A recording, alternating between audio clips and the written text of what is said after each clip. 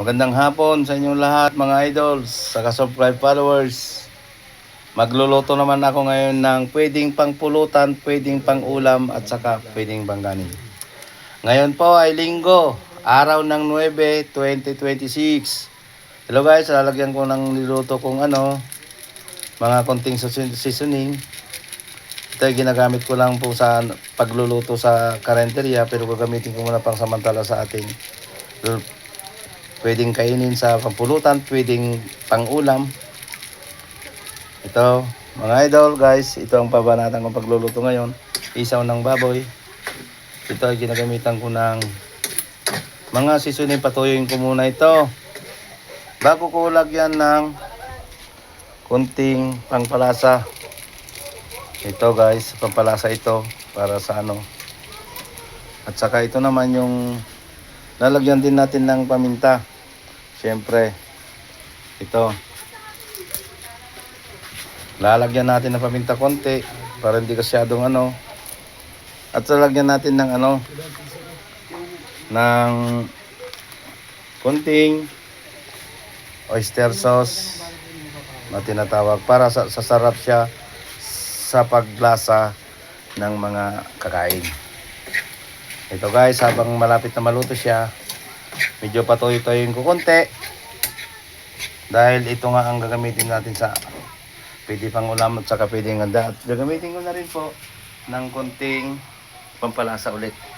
Ito ginagamitan lang konting Sprite lang. Ganito ako magluto guys sa ang ulam o sa karenderya. At lalagyan ko ng konting toyo na tinatawag. Ito guys. Ito na. Lagyan ko ng konti papatak para medyo magkalasa ang ating luto. Ayan na guys. Ito ang lulutuin natin. At konting pangpalasa naman. Bibigyan din natin ng pampalasa. Ang sinasabing sarap magic. Isang patak lang, kunting-kunti lang. Huwag natin ibuhos, baka marami. Magtira tayo kahit konti. Parang kakain, agaw linamlam, agaw sa tamis. At lalagyan din natin ng sili para sweet spicy.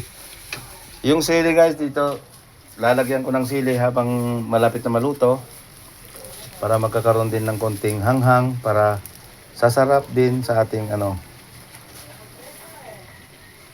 Ito guys. Lalagyan natin konting luto habang Ito lagyan mo natin habang niluluto tayo. Medyo mahirap ang pagluluto rin dito. Patakan din natin ng yan guys. Hindi pa gaano luto ito. Pero mamaya-maya konti maluluto na rin ito. Ito na siya.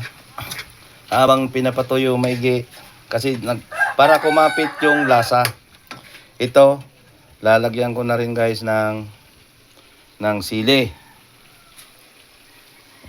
Ito ang sili na ilalagay ko. Guys, ito na guys yung sili para magkaroon din ng kunting anghang. Ito. Mga sili. At ito patakan natin medyo kung nagkunting kunti pa ng maluto-luto konti. Yan na guys. Malapit na maluto. Magkalapit na ng maluto ay malapit na umpisa rin. So guys, ito lulutuin ko ngayon. Titingnan mo natin. Medyo okay ng lasa. At bigyan pa natin ng guys, habang nilalagyan ko na siya ng konting pampalasa dito guys. Yan. Bigyan ko siya ng topping sa taas para Yan guys. Titingnan natin ang gawa ng mga lutong Ilocano. Ay lutong Bisaya, pero lutong Ilocano. Ito, dagdagan natin ulit para magkaroon ng lasa at magandang sa ating. Ayan. So guys, panuin mo ito konti, patutuyuin para matanggal ang mga mantika. At ano din ulit, papatuyin ko pa matuyo. So guys, luto na. Ito na guys, at nilagay ko naman ito yung kunting yung sibuyas. O guys, ilalagay ko ng sibuyas nang sa ibabaw. Yan guys, pang paano lang yan. Pwede nga pampulutan na sinabi ko. Pwede siyang pang ulam. Okay, so guys, magandang hapon sa inyong lahat mga idols, subscribe, followers, at huwag kalimutan i-share ang ating video. Magandang hapon sa inyong lahat. Thank you ng marami. Bye bye, pagbabalik muli.